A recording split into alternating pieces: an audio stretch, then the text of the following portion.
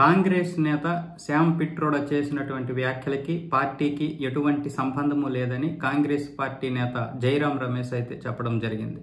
ఇద్దరు కూడా సీనియర్ నేతలే. ఈ శ్యామ్ పిట్రోడా సీనియర్ నేతే, జైరాం రమేష్ గారు కూడా సీనియర్ నేతలే కాంగ్రెస్లో.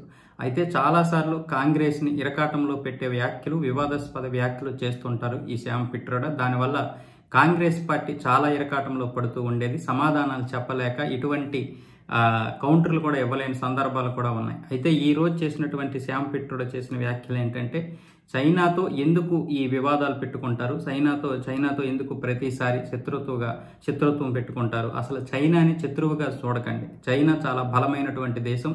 చైనాతో పెట్టుకుంటూ చాలా తీవ్రంగా నష్టపోయేది మనమే. చైనా మాత్రమే కాదు, బంగ్లాదేశ్, పాకిస్తాన్ లాంటి పొరుగు దేశాలతో కూడా మనం శత్రుత్వం పెట్టుకోకూడదంటూ కొన్ని వ్యాఖ్యలు చేశారు. దీనికి ఇప్పుడు జైరాం రమేష్ అయితే పార్టీ తరఫు నుంచి అయితే క్లారిటీ ఇచ్చారు. శ్యామ్ పిట్రోడా చేసిన వ్యాఖ్యలకి పార్టీకి ఎటువంటి సంబంధము లేదు. ఇప్పటికీ చైనాతో ఆర్థిక పరంగా, అలాగే సరిహద్దుల్లో కూడా మరికొన్ని విషయాల్లో ఇప్పటికీ మనకి వివాదాలు అయితే కొనసాగుతున్నాయి. ఆ విషయంలో కాంగ్రెస్ పార్టీ కూడా అదే అభిప్రాయంతో ఉంది.